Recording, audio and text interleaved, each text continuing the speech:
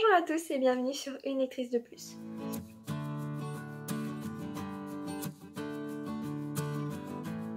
Je vous retrouve aujourd'hui pour vous faire une nouvelle pile à lire. Je sais que je m'étais donné jusqu'au 21 septembre pour l'ancienne que j'ai faite. Et celle-ci, c'est pour le Pumpkin Autumn Challenge, donc du Terrier de Guimauze. Je vous mettrai tous les renseignements en barre d'informations.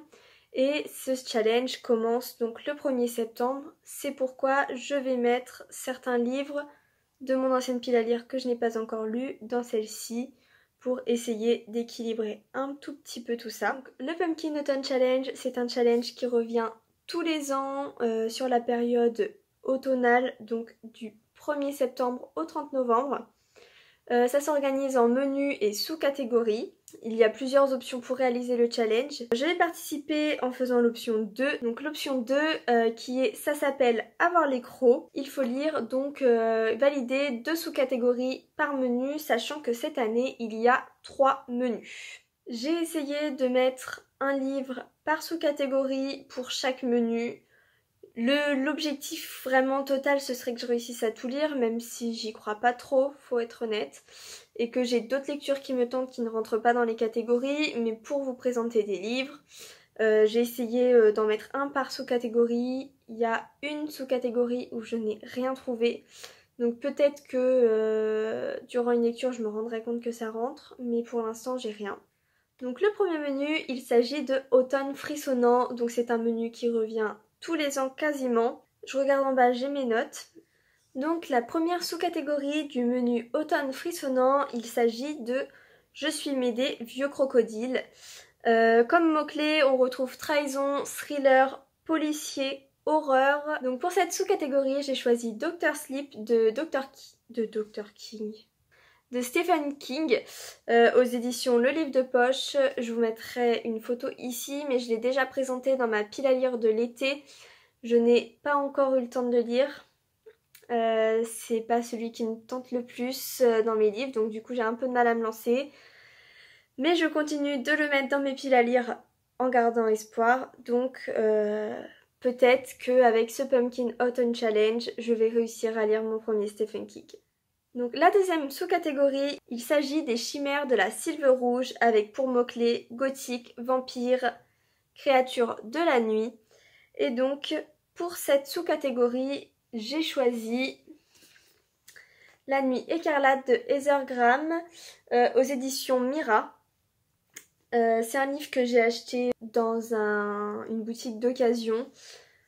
Parce qu'il me semble que ça parle de vampires, de Transylvanie, tout ça. Il y a un petit peu un côté policier, il me semble. Mais je me suis dit que il rentrait complètement dans cette catégorie avec les vampires. Et c'est pareil, ça fait un moment qu'il est dans ma pile à lire et que j'hésite toujours à le lire en fait. Donc peut-être qu'en le mettant dans une palle, je vais réussir à le lire, mais il me donne envie et j'espère vraiment pouvoir vous en parler bientôt. La troisième sous-catégorie donc de ce menu, il s'agit des supplices de la belladone avec comme mot-clé tout simplement une couverture noire. Donc je n'ai pas de couverture intégralement noire, mais j'ai choisi Les étranges sœurs Wilcox, donc le tome 1, Les vampires de Londres par Fabrice Colline, je veux pas faire de faute. J'ai également le tome 2 dans ma pile à lire. La couverture est quasiment intégralement noire, presque on va dire. Ça aurait pu rentrer dans la catégorie d'avant vu qu'apparemment il s'agit de vampires. Je dois avouer que je ne sais pas trop de quoi ça parle, mais ça avait l'air assez sympa. Voilà, ça parle de Jack l'Éventreur, donc on se situe à Londres en 1888. Les sœurs Wilcox ont l'air super cool, donc j'ai très envie de suivre leurs aventures à travers ce livre. Dernière sous-catégorie donc de ce menu, Esprit es-tu là? Évidemment, dans cette catégorie, on va rechercher les fantômes du passé, tout ce qui est famille, tout ce qui est historique, mais également le classique. Pour cette sous-catégorie, j'ai choisi le livre Alice de Jean-Michel Delaloche, publié aux éditions Esneval. C'est un livre que j'ai acheté directement à l'auteur, donc il est dédicacé. Ah, j'ai même un marque-page. Donc il me l'avait dédicacé il y a pas la date, il y a maintenant plusieurs années, le livre sortait à peine. Je n'ai jamais pris le temps de le lire, alors que pourtant il a l'air super cool. Et on suit un jeune homme qui retrouve son amour d'enfance, son ami d'enfance, son amour d'enfance. Donc je me suis dit que ça pouvait très bien rentrer dans cette catégorie avec les familles, les fantômes du passé.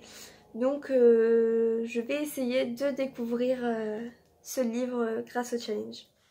Le deuxième menu, il s'agit de Automne, douceur de vivre. Donc tous les ans, il y a un menu qui ressemble plus ou moins à celui-ci.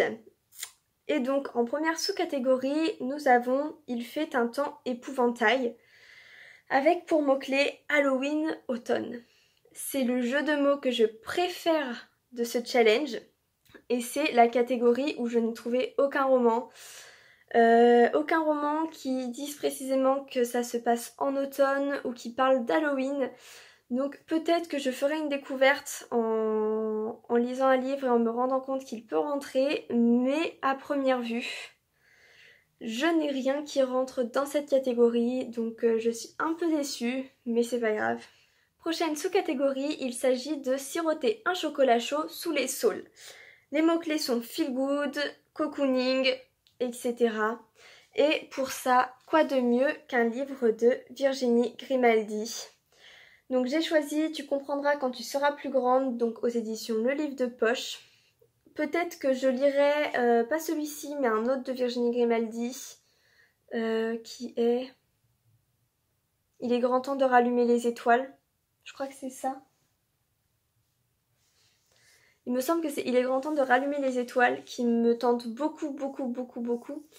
Mais je me suis dit que celui-ci c'était bien aussi. De toute façon, je pense que je lirai un Grimaldi qui rentrera. Mais pour l'instant, je pense à celui-ci où on suit Julia, une psychologue qui va arriver dans une maison de retraite pour son travail et qui va se rendre compte au fur et à mesure qu'elle a plein de choses à apprendre de ces personnes âgées. Donc je pense que ça peut être très intéressant et très enrichissant. La sous-catégorie suivante, c'est la plus difficile à prononcer. Il s'agit de Fafnir ton assiette, sinon pas de piécettes. Avec pour mots-clés créatures fantastiques, féerie, contes, légendes, un peu tout cet univers. Je vous donne pas toujours tous les mots-clés, mais voilà. Et donc pour cette catégorie, j'ai choisi le tome 2 des Gardiens des Cités Perdues, donc Exil, chez Pocket Jeunesse. J'ai lu le tome 1, je saurais plus dire, il y a quelques mois. Ça a été un véritable coup de cœur pour moi, donc j'attends de lire le tome 2 depuis la fin de ma lecture. Et je pense que là, il est temps que je craque et que je lise ce tome 2 pour voir s'il est aussi bon que le premier. Et donc, on va continuer de suivre les aventures de Sophie dans ce merveilleux monde où vivent elfes, etc. Dernière sous-catégorie donc de ce menu, A Window to the Past, avec pour mots-clés sorcière, magie, SFFF. Donc pour cette catégorie, j'ai choisi le tome 1 de Wicca de Kat Tiernan. C'est chez Hachette et à l'époque c'était les éditions Black Moon. C'est un livre sur les Wicca justement, donc la sorcellerie, tout ce qui est esprit, sens, magie, tout ça. J'en sais pas plus. J'ai également le tome 2 dans ma pile à lire. Je sais pas trop, j'en ai jamais vraiment entendu parler, mais je me dis que pourquoi pas. Et à l'approche d'Halloween, ça ne peut être qu'une bonne lecture. Enfin, troisième et dernier menu, il s'agit de Automne des Enchantresses. Petite nouveauté de cette année qui regroupe des nouveaux thèmes. Et donc en première sous-catégorie, nous avons les rêves d'aurore avec comme mot-clé LGBTQ+, militantisme. Cette catégorie m'a posé un peu problème parce que je n'ai pas vraiment ce genre de thème dans mes lectures, mais je me suis dit que The Once, donc le tome 1 de Daniel Swerenbaker aux éditions Pocket Jeunesse, que j'ai déjà présenté dans ma pile à lire de l'été, donc il fait partie de mes lectures à lire déjà de base. On suit Cody et James qui sont des Ones, donc un petit peu les êtres parfaits de la société, qui vont devenir des marginaux et ils vont se battre pour leur identité, pour leur, pas espèce, mais leur groupe. Et je me suis dit que ça pouvait rentrer dans le mot-clé militantisme vu qu'ils vont se battre pour se faire accepter. Donc j'espère vraiment le lire avant le 30 novembre.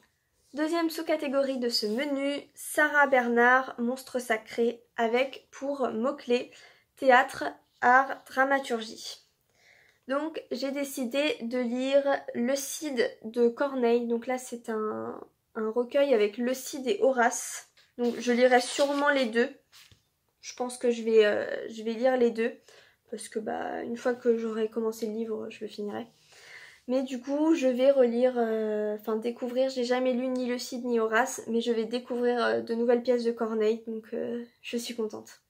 Troisième sous-catégorie, il s'agit des Écailles de Mélusine, avec pour mot-clé féminisme, métamorphose. Je ne sais pas, j'hésite, donc je vais vous présenter quand même Penelope Green, le tome 1, La chanson des enfants perdus de Béatrice Beauté, et c'est aux éditions Casterman.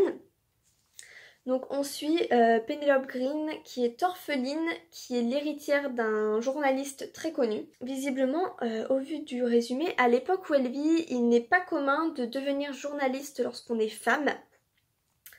Et elle est promise à un homme, ce qui ne lui plaît pas du tout. Et elle va donc décider de tout faire pour devenir journaliste et ne pas épouser ce promis. Donc j'ai trouvé que ça rentrait dans le féminisme, dans le sens où elle se bat pour elle, pour faire ce qu'elle souhaite. Donc je pense que ça peut compter comme féminisme, sachant que ce roman était également dans ma pile à lire de l'été. Dans cette catégorie, j'aimerais également lire le tome 2 de Mercy Thompson. Je sais plus quel est le nom exact du tome 2, je vous mettrai la couverture ici. Écrit par Patricia Briggs aux éditions Milady. Dans cette saga, on suit Mercy Thompson qui est une métamorphe. Il me semble qu'elle est une coyote, mais en tout cas, elle peut se métamorphoser en animal. Et donc, on peut dire que ça rentre dans cette catégorie. Donc peut-être que je le lirai, peut-être pas, on verra.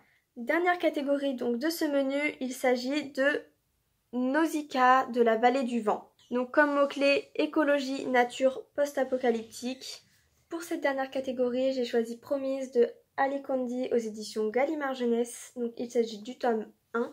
On se retrouve dans une société post-apocalyptique où la société décide à votre place avec qui vous allez finir votre vie, où vous allez travailler, ce que vous allez faire, mais également de quand vous allez mourir. Et donc on va suivre, il me semble que c'est une jeune femme qui va essayer de s'émanciper de ce monde, de cette dystopie. J'en ai entendu pas mal de bien, donc j'ai envie de me faire mon propre avis. C'est tout, j'ai fini de vous présenter tous les livres de cette pile à lire pour le Pumpkin Autumn Challenge. Je sais que je suis un peu en retard vu qu'il commençait il y a un moment. À l'heure où vous verrez cette vidéo, ça fera une semaine et demie que le challenge aura commencé. À peu près. Je mettrai au fur et à mesure sur Instagram mon avancée dans le challenge et les sous-catégories que je remplis, donc n'hésitez pas à aller me suivre sur Instagram, tout est en lien dans la barre d'infos. N'hésitez pas également à vous abonner sur cette chaîne pour suivre mes points lecture et tout mon autre contenu. N'hésitez pas non plus à commenter cette vidéo en me disant quel livre vous connaissez et quel livre vous tente. N'hésitez pas non plus à la liker et moi je vous dis à bientôt dans une nouvelle vidéo.